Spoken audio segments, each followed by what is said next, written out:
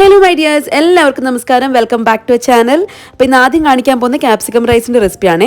അതിനായിട്ട് ഞാനൊരു കടായി അടുപ്പത്ത് വെച്ചിട്ടുണ്ട്. അതൊന്ന് ചൂടായി വരുന്ന സമയത്ത് കുറച്ച് എണ്ണ ഒഴിച്ചു കൊടുത്തു.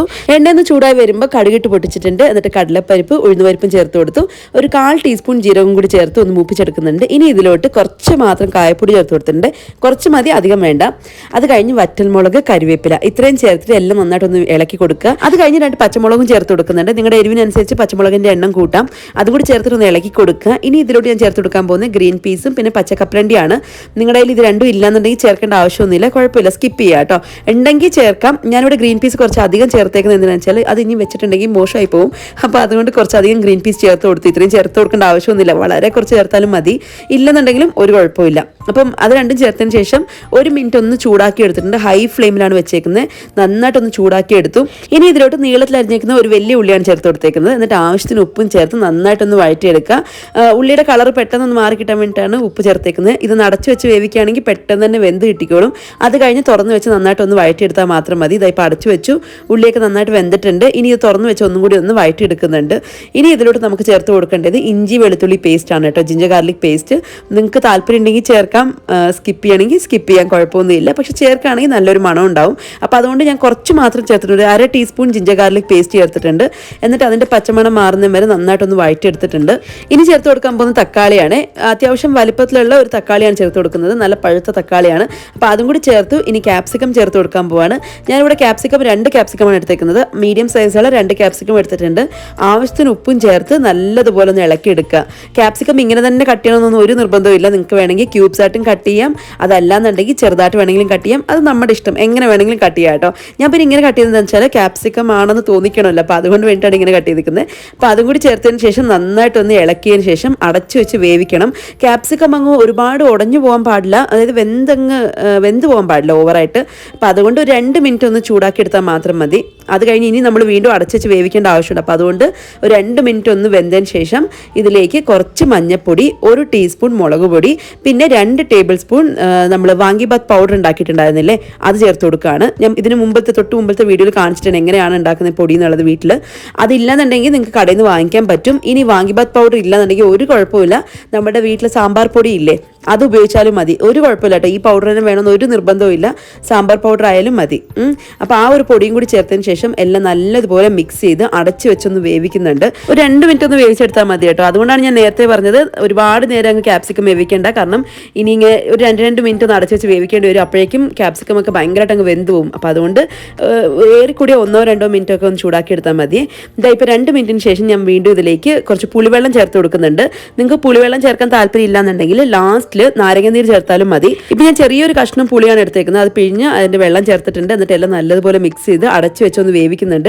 ആ പുളി ഒന്ന് അത്യാവശ്യം വെന്ത് വരണം, അതുവരെ ഒന്ന് അടച്ചു വെച്ച് വേവിക്കുന്നുണ്ട്. ഇനി ഇതിലോട്ട് വേവിച്ച് വെച്ചേക്കുന്ന ചോറ് ചേർത്ത് കൊടുക്കാം. ഞാനിവിടെ സോന മസൂരി റൈസാണ് എടുത്തേക്കുന്നത്.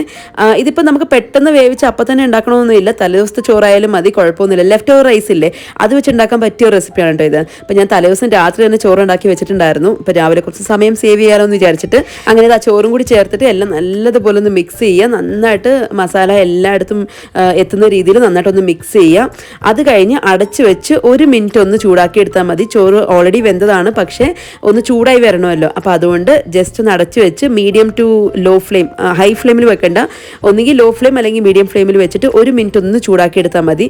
അത്യാവശ്യം എല്ലായിടത്തും പുക വരുന്നെന്ന് തോന്നിക്കുകയാണെന്നുണ്ടെങ്കിൽ ആ സമയത്ത് നിങ്ങൾക്ക് സ്റ്റൗ ഓഫ് ചെയ്യാം. ഓഫ് ചെയ്യുന്നതിന് തൊട്ട് മുമ്പായിട്ട് കുറച്ച് മല്ലിയില ഇങ്ങനെ വിതറി കൊടുക്കാം. നിങ്ങൾക്ക് ഇഷ്ടമുള്ളത്ര മല്ലിയില ചേർക്കാം കേട്ടോ. ഞാൻ കുറച്ചധികം ചേർത്ത് കൊടുക്കുന്നുണ്ട്, കാരണം നല്ല ടേസ്റ്റ് ആയിരിക്കും. അപ്പോൾ മല്ലിയിലയും കൂടി ചേർത്തതിന് ശേഷം എല്ലാം നല്ലതുപോലെ ഒന്ന് മിക്സ് ചെയ്തെടുക്കാം. നിങ്ങൾക്ക് വേണമെന്നുണ്ടെങ്കിൽ നെയ്യ് ചേർക്കാം, ഇല്ലാന്നുണ്ടെങ്കിൽ കുഴപ്പമൊന്നുമില്ല. പിന്നെ ഈ സമയത്ത് നിങ്ങൾക്ക് നാരങ്ങ നീര് ചേർത്ത് കൊടുക്കാം. ഇൻ കേസ് നിങ്ങൾ പുളി ഉപയോഗിക്കുന്നില്ല എന്നുണ്ടെങ്കിൽ ഈ സമയത്ത് നാരങ്ങ നീരും ചേർത്ത് കൊടുക്കാം കേട്ടോ. അങ്ങനെ നമ്മുടെ ക്യാപ്സിക്കം റൈസ് റെഡി ആയിട്ടുണ്ട്. എല്ലാവരും ഒന്ന് ട്രൈ ചെയ്ത് നോക്കൂ, ഈസിയാണ്, ടേസ്റ്റിയാണ്. ഇനി അടുത്തതായിട്ട് സ്പൈസ് ആയിട്ടുള്ള കൊഴുക്കട്ട ഉണ്ടാക്കി തുടങ്ങാം. അപ്പോൾ ആദ്യം തന്നെ ഒന്ന് മാവ് കുഴച്ചെടുക്കണം. ഞാനിവിടെ നാട്ടിൽ നിന്ന് ഉണ്ടാക്കുന്ന അരിപ്പൊടിയാണ് കേട്ടോ എടുത്തേക്കുന്നത്. ഇത് നെയ്പ്പത്തലും ഇടിയപ്പമൊക്കെ ഉണ്ടാക്കാൻ വേണ്ടിയിട്ട് ഉപയോഗിക്കുന്ന പൊടിയാണ്. ഇടിയപ്പമൊക്കെ ഉണ്ടാക്കുകയാണെങ്കിൽ ഭയങ്കര സോഫ്റ്റ് ആയിക്കോട്ടോ. ഈ പൊടി കൊണ്ട് ഉണ്ടാക്കുമ്പം അത്രയ്ക്ക് സോഫ്റ്റാണ്. അതിനെക്കാട്ടിലും ഇത് പച്ചവെള്ളത്തിൽ കുഴച്ചാൽ മതി, ചൂടുവെള്ളം ഉപയോഗിക്കേണ്ട ആവശ്യമേ ഇല്ല. പച്ചവെള്ളത്തിൽ കുഴച്ചിട്ട് നല്ല സോഫ്റ്റാണ് കേട്ടോ. അപ്പോൾ ഞാൻ ആവശ്യത്തിന് പൊടി എടുത്തിട്ടുണ്ട്. എന്നിട്ട് കുറച്ച് ഉപ്പ് ചേർത്തു. എല്ലാം നല്ലതുപോലെ ഒന്ന് മിക്സ് ചെയ്തതിന് ശേഷം കുറച്ച് വെള്ളം ഒഴിച്ച് നന്നായിട്ടൊന്ന് കുഴച്ചെടുക്കുന്നുണ്ട്.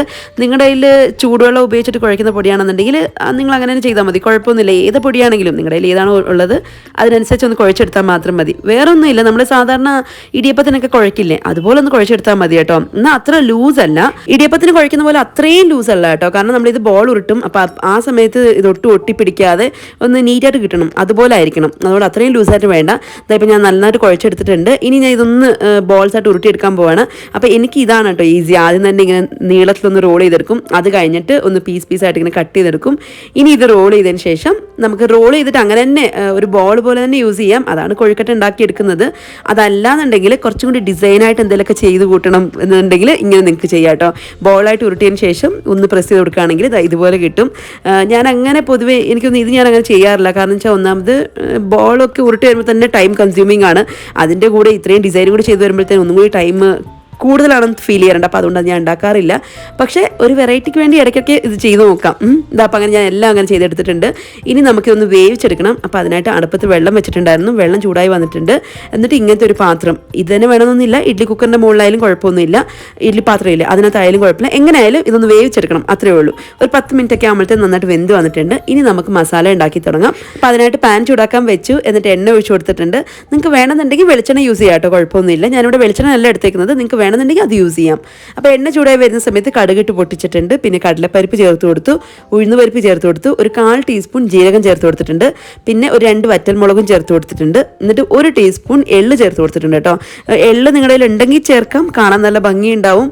അതല്ലാതെ നിങ്ങൾക്ക് താല്പര്യം ഉണ്ടെങ്കിൽ ചേർത്താൽ മതി, ഇല്ലെങ്കിൽ സ്കിപ്പ് ചെയ്യാം, കുഴപ്പമൊന്നുമില്ല. എല്ലാവരുടെ വീട്ടിൽ എപ്പോഴും ഉണ്ടാവില്ലല്ലോ, അപ്പോൾ അതുകൊണ്ട് ഉണ്ടെങ്കിൽ ചേർക്കാം. അത് കഴിഞ്ഞിട്ട് കുറച്ച് കറിവേപ്പില, കുറച്ച് മാത്രം കായപ്പൊടിയും ചേർത്ത് നന്നായിട്ടൊന്ന് മൂപ്പിച്ചെടുത്തിട്ടുണ്ട്.